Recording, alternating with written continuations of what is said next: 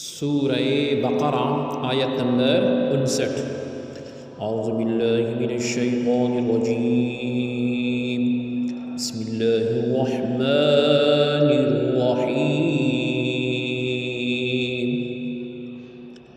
فبدل الذین ظلموا قولا غیر الذی قیل لهم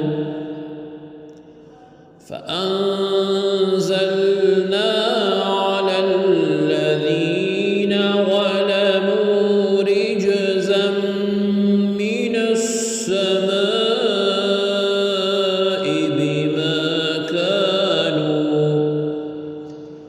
بما كانوا يفسقون۔ لفظی ترجمہ ہے فا پھر بدلا بدل دیا، الذین جنہوں نے ظلموا ظلم کیا، قولا بات کو، من سے السمائی آسمان، بسبب ما جو کانو تھے وہ یفسقون نافرمانی کرتے۔ وہ محاورہ ترجمہ ہے پھر ان ظالموں نے اس قول کو جو ان سے کہا گیا تھا ایک اور کلمے سے بدل ڈالا، سو ہم نے ان ظالموں پر آسمان سے بصورت طاعون سخت آفت اتاری، اس وجہ سے وہ مسلسل حکم عدولی کر رہے تھے۔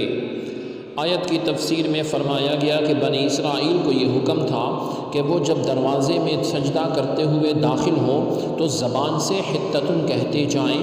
یہ کلمہ استغفار تھا۔ انہوں نے دونوں حکمتوں کی مخالفت کی اور سجدہ کرتے ہوئے داخل ہونے کی بجائے سرینوں کے بل گھسیٹتے ہوئے اپنے آپ کو داخل ہوئے، پہلے پاؤں داخل کیے پھر اپنا جسم، اور توبہ اور استغفار پڑھنے کی بجائے مذاق کے طور پہ بدل دیا اس جملے کو، اور حتتن کی جگہ کہا، حبتن فی شعرتن یا حنتتن کہنے لگے، جس کے معنی تھے بال میں دانہ۔ اس مذاق اور نافرمانی کی سزا میں ان پر طاعون مسلط کیا گیا، جس سے ہزاروں اسرائیلی ہلاک ہو گئے۔ اسی طرح ایک تفسیر میں فرمایا گیا کہ بنی اسرائیل پر طاعون کا عذاب مسلط کیا گیا، اور اس کی وجہ سے ایک ساعت میں یعنی ایک دن میں 70,000 افراد ہلاک ہو گئے۔ طاعون کے بارے میں 3 حدیثیں ملاحظہ ہوں۔ حضرت اسامہ رضی اللہ عنہ سے روایت ہے کہ رسول اللہ صلی اللہ علیہ وسلم نے ارشاد فرمایا، بے شک یہ طاعون ایک عذاب ہے جسے تم سے پہلے لوگوں پر مسلط کیا گیا تھا، لہٰذا جب کسی جگہ طاعون ہو تو تم وہاں موجود ہو تو تم طاعون سے بھاگ کر وہاں سے نہ نکلو، اور جب کسی جگہ طاعون ہو تو تم وہاں نہ جاؤ۔ ایک دوسری روایت ہے کہ نبی علیہ السلام نے ارشاد فرمایا، طاعون پچھلی امتوں کے عذاب کا بقیہ حصہ ہے۔ جب تمہارے شہر میں طاعون واقع ہو تو وہاں سے نہ بھاگو، اور دوسرے شہر میں واقع ہو تو وہاں نہ جاؤ۔ ام المؤمنین حضرت عائشہ صدیقہ رضی اللہ عنہا فرماتی ہیں، میں نے رسول اللہ صلی اللہ علیہ وسلم سے طاعون کے بارے میں عرض کی تو انہوں نے مجھے بتایا کہ طاعون ایک عذاب ہے، اللہ تعالیٰ جس پر چاہتا ہے یہ عذاب بھیج دیتا ہے، اور اللہ تعالیٰ عز و جل نے اسے اہل ایمان کے لیے رحمت بنایا ہے۔